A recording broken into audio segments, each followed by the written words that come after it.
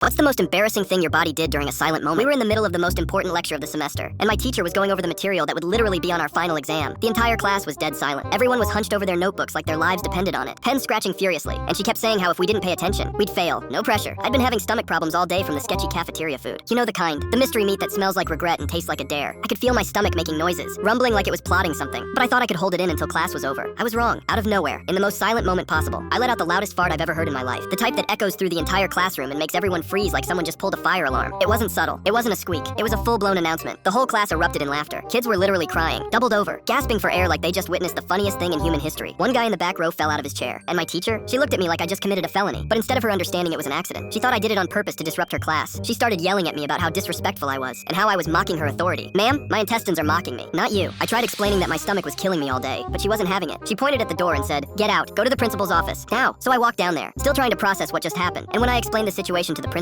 he tried so hard not to laugh. His face turned red, his lips were twitching, and he had to look away for a solid 10 seconds to compose himself. He called my teacher down, and when she got there, she was still convinced I did it to be funny. She kept saying, "Students don't just lose control like that." The principal had to literally explain to her that stomach problems are a real thing, and she finally calmed down. I got sent back to class with no punishment. But my teacher, she avoided eye contact with me for the rest of the year, and that was a good thing, because she kinda scared me.